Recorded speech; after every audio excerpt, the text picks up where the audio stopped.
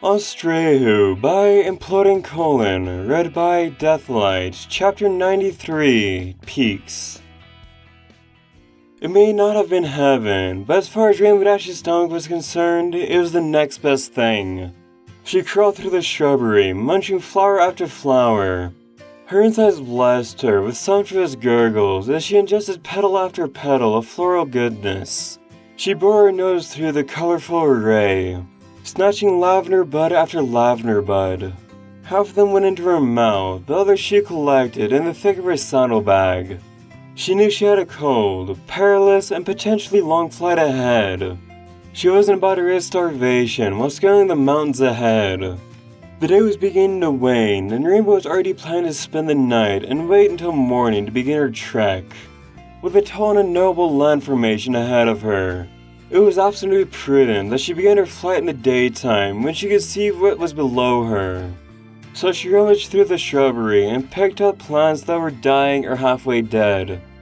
With the use of her hatchet, she ripped the dry twigs apart and formed kindling.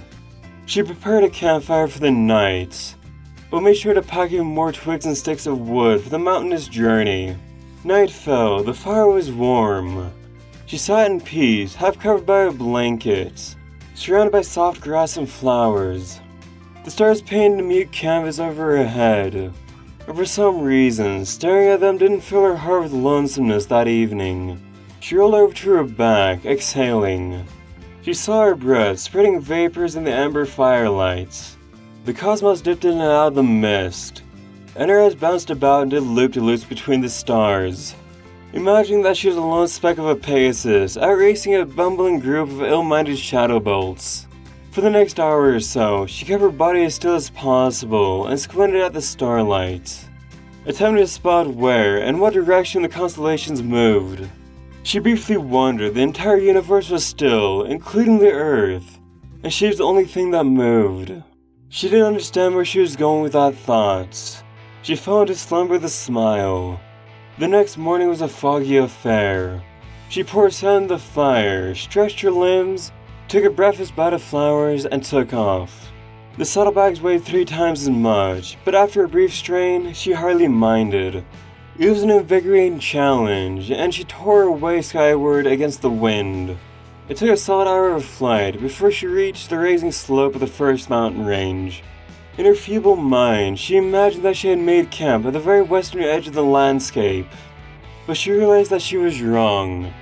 The first attempt to scale the rising topography gave her a clear picture on just how immense these peaks were going to be.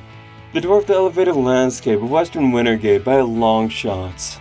Whistling, Rainbow Dash nonetheless climbed her way up the troposphere.